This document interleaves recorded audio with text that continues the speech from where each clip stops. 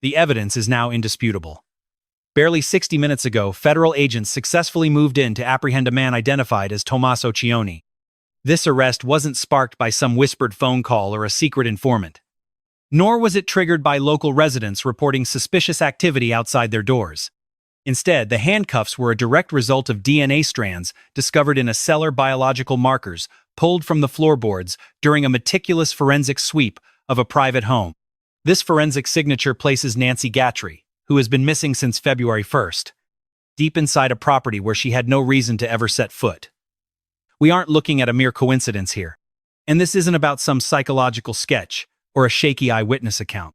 This is about raw biological matter pulled from a crime scene, creating a molecular bridge between the vanished woman and one specific man at a single address. The Federal Bureau of Investigation never pulls the trigger on a DNA match unless the forensic trail is ironclad and every link in the chain of custody is secure. Every piece of data has been thoroughly vetted and approved by federal prosecutors, following an exhaustive administrative review that has finally reached its conclusion. 60 minutes ago, Okioni was processed into federal lockup, a definitive move, proving that investigators were following hard facts, not just gut feelings. If the details of this investigation are drawing you in, stay with me.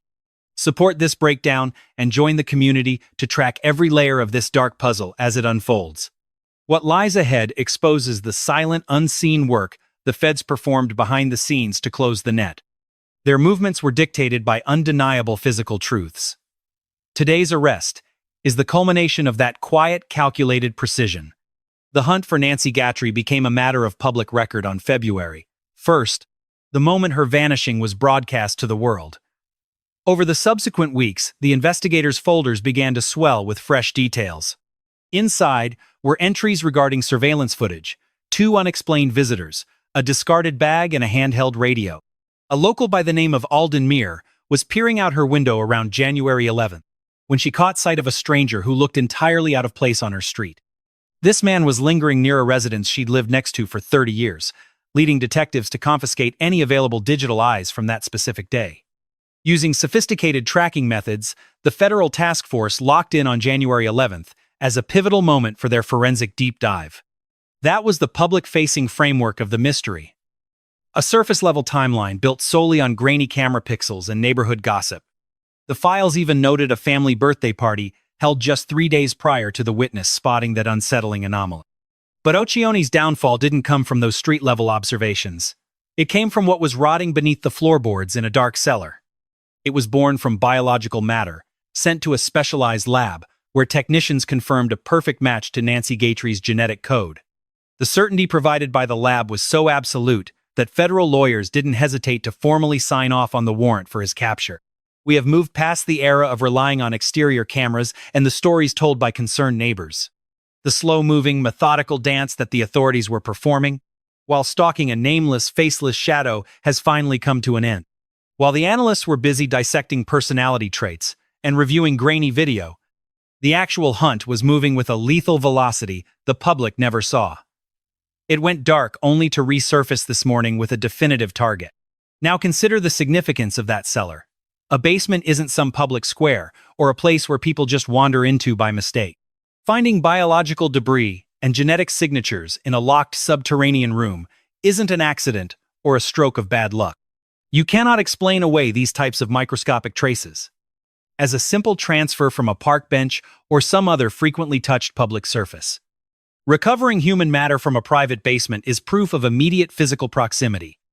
It is the tangible, undeniable record of a human being existing in that exact space.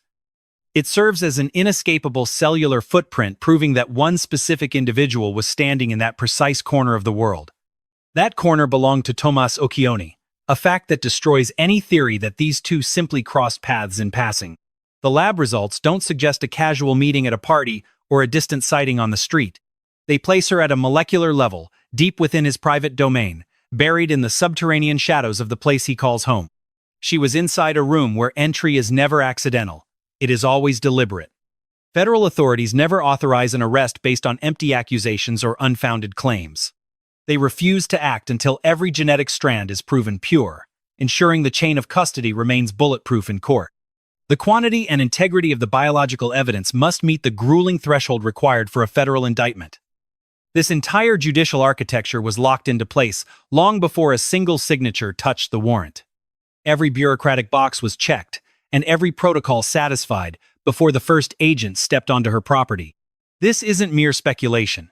It's the cold, methodical progression of forensics that anchors any federal arrest built on DNA. Meet Tommaso Chioni. Until now, his name was a ghost completely absent from every public file shared by the investigators. He was a shadow on the surveillance tapes, and Aldine Meister's exhaustive statements never once mentioned his existence. Throughout the 38 days of this ordeal, the Bureau kept a chilling silence regarding any potential suspects. The silence spanning from February 1st until this very hour speaks volumes through its own calculated void. It points toward a meticulously orchestrated intelligence play, leaving us with two distinct possibilities. Perhaps Okioni was so disciplined, so hauntingly careful, that he simply ceased to exist in the digital world. He hovered beneath the legal radar, until the moment the forensic lab returned its definitive damning results.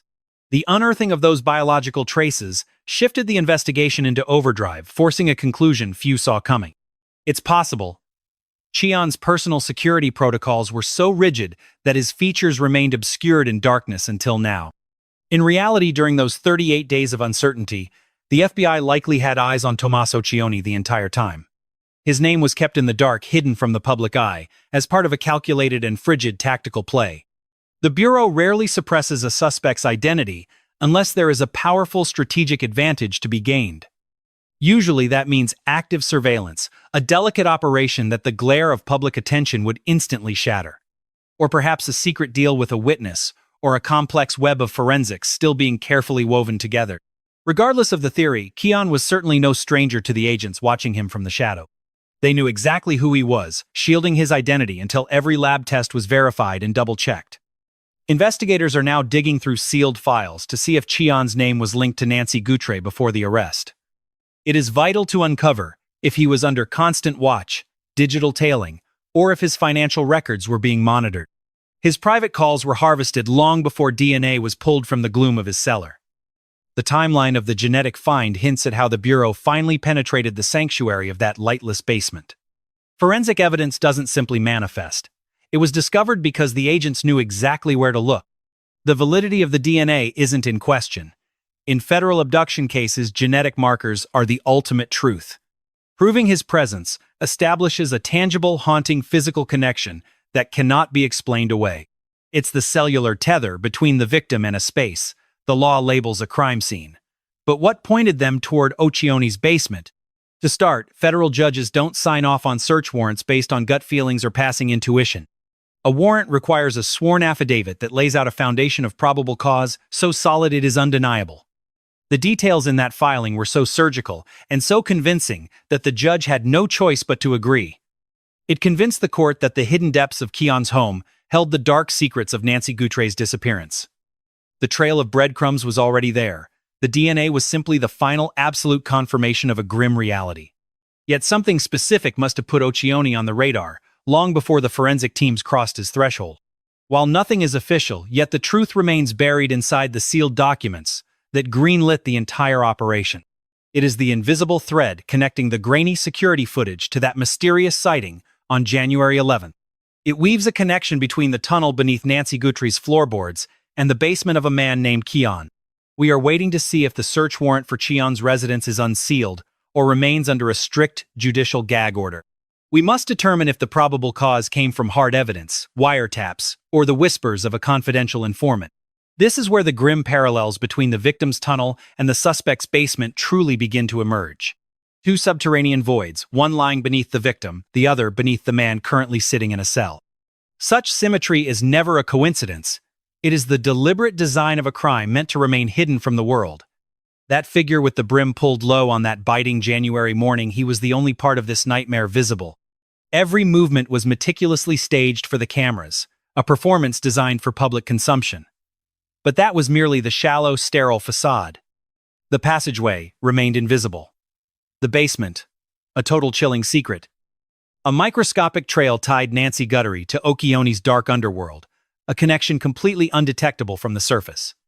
This is the complex criminal architecture that investigators have finally dragged into the light. It was a superficial layer crafted solely to be scrutinized, and used to steer eyes away from the truth. Below lay a hidden subterranean reality, where the true horrors unfolded, a place where evidence was buried and the woman's DNA waited for the precise touch of federal forensic teams. Before we peel back the next layer, we must hear their perspective. Deconstructing a crime built on hidden tunnels, a reinforced cellar, and a strictly guarded forensic sequence. Do you believe Tomas Okioni operated in a vacuum, or does the evidence suggest a far more sophisticated network lurking behind this abduction? Weigh in with your analysis below. This isn't just speculation. It is the structural reality that hard science now confirms. The era of the investigation being limited to what could be caught on camera has reached its definitive end. The illusion that visible surveillance was the primary engine of this weeks-long kidnapping has finally shattered. The true machinery of the operation was buried underground. It all transpired in a tunnel. It played out within a windowless basement, leaving behind a biological footprint that the FBI used to bring down Tomas Okioni. This arrest hints at deep coordination. Tunnels don't build themselves, and a basement outfitted for human confinement requires a logistical pipeline. Every action demands a calculated path. Traveling from Nancy Guthrie's estate to the Okioni residence requires navigating public streets, or perhaps something far more private. Or maybe a subterranean artery whose very existence remains a secret to the general public. The Bureau rarely moves on organized crime targets without first mapping the entire skeletal structure of the conspiracy. The fact that Okioni was apprehended today in no way suggests that he was a lone wolf, acting in isolation. It merely points to him being the specific link where the evidentiary weight became too heavy for the legal system to ignore. His capture was executed now, because the biological signature linking the suspect to Guthrie's time in that basement finally met the absolute legal threshold required for federal prosecution. Whether there are others waiting in the dark of this custody chain, watched by eyes we can't see, is a detail the government's wall of silence protects. Federal agents aren't interested in just the fringes of a criminal plot. They snap up the weakest link and then keep digging toward the cold, dark center. Okioni might be nothing more than a disposable tool, or perhaps he's the architect of the entire nightmare. The evidence presented today doesn't yet clarify his true rank within this twisted hierarchy. We are still waiting to see if Okioni's arrest is an isolated event or if more warrants are waiting to be served. We must determine if he stands alone in the indictment, or if the federal files contain the names of silent partners. Let's dissect what this arrest truly signifies for Nancy Guthrie's ultimate fate. As of this second, she remains a ghost. There is zero official word on her current location. While the genetic signature in the basement confirms she was there, that discovery doesn't reveal where she's been taken, nor does it confirm if she is still alive. It fails to explain if she was moved, or the precise duration of her captivity in that subterranean cell. Is that the haunting detail that continues to linger in the air? A question that even this massive arrest has yet to answer with any certainty. The Bureau has their man, the DNA, and the basement. What they aren't saying is whether Nancy is alive, where she is being held, and if Okioni's capture will force those answers out in the coming days. This pattern, the arrest first, the discovery later, is a standard federal tactic in high-stakes kidnappings, where building an airtight case against the captor takes precedence over the clarity of the victim's location. The goal is to neutralize the threat before they can destroy evidence, signal their partners, or move the victim to a secondary site beyond the reach of the Bureau. The arrest of Tommaso Chioni was a calculated chess move. It was the Bureau declaring through the snap of handcuffs and a federal order that this individual would not have one more second to compromise the ongoing search. While formalities remain pending, the procedural clock is already ticking, in accordance with standard operating logic. 38 days of relentless surveillance, a voyeuristic glance through glass digital ghosts on security, feeds a discarded pack and a hidden transmitter. January 11th became the focal point, the catalyst that sent federal agents door-to-door seizing every frame of video from the surrounding area. Beneath the floorboards lay a concealed corridor, a discovery that left seasoned investigators staring into the darkness in utter shock. Today we have a name, a cellar, and genetic certainty. Shifting from a missing person file to federal handcuffs in 38 days is a breakneck pace. This was a calculated surgical pursuit, a grid-pattern trap designed to corner a specific predator with a weight of evidence no lawyer can diminish. Within the clinical silence of a courtroom, the biological signature pulled from that damp subterranean air will offer no mercy. A strand of DNA possesses no filtered recollections. It harbors no hidden agenda or human bias. The mute testimony of what transpired in a supposedly secret sanctuary stands as a raw biological reality that no jury can ignore. That cold molecular certainty provides the very foundation for this apprehension. Forget grainy footage or psychological theories. This is hard science found in a dark corner of a home Tomas Okioni believed was his fortress. Federal agents breached those walls regardless. Now Okioni faces the weight of the federal government on charges of kidnapping. The indictment is anchored by biological fragments recovered from the very heart of his own living space. Seized under a strictly regulated warrant and fortified by a formal indictment from the federal prosecutor, the evidence is locked tight.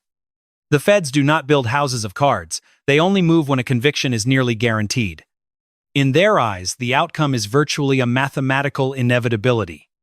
Though the evidence has been scrubbed through multiple layers of scrutiny, the specific mechanics of the charges remain shielded from public view. Yet the core facts are chilling. The biological remains of a vanished woman were discovered inside the suspect's private subterranean lair. The discovery aligns perfectly with a brutal spectrum of federal statutes. The list includes kidnapping, the unlawful stripping of human liberty, and the dark shadow of a potential criminal conspiracy. More charges may loom as the Bureau sifts through the wreckage of that cellar. What other secrets were buried in the dirt? As the crime scene team begins its exhaustive sweep, the forensic portrait emerging is nothing short of nightmarish. We await the final classification of the federal counts against Tommaso Chioni. As of this very moment, it is still unclear if the suspect has secured counsel or if any statement will be issued on his behalf. This is the reality currently sinking in for the residents of Catalina foothills. When the sun rose this morning, they were oblivious to the fact that for 38 days, a single lens had been watching the shadows. The words of a neighbor regarding that cold day in January had quietly steered the investigation toward a conclusion no one saw coming.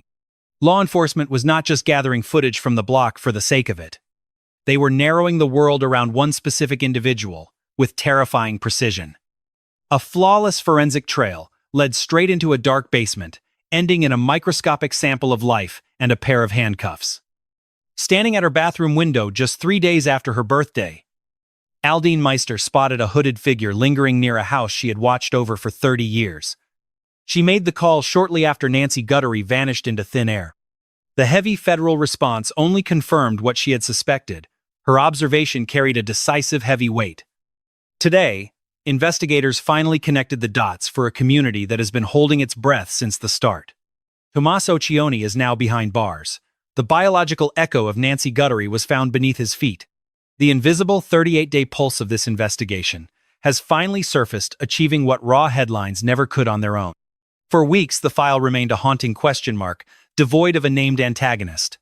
Gone is the mystery of the man in the hat, and the secrets of that January afternoon the Bureau refused to explain.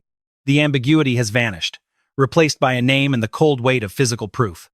And the finality of a federal arrest. Somewhere in the data harvested from Okioni's basement lies the answer to the question that still haunts us. Where is Nancy Guthrie? That is the current grim status of this unfolding investigation. Tommaso Chioni remains in federal custody following his apprehension approximately 1 hour ago. The capture rests entirely on the genetic signatures found in his basement, forming an unbreakable biological link to Nancy Guthrie. Vanished since February 1st, the authorities offer no word on her location or if she remains among the living. The specific federal counts filed against Tommaso Chioni stay buried, shielded from the eyes of the public. Aside from biological traces, the full scope of what was hidden in that basement remains a guarded secret. No official confirmation exists regarding further suspects or if more handcuffs are waiting for others in this case. We await word on whether agents found Nancy Guthrie alive or only recovered remains for the coroner to identify. Investigators are still working to prove the tunnel beneath Nancy's home leads directly into the heart of Okioni's basement. Through a mountain of forensic and geographic evidence, detectives are hunting for a prior link between these two lives.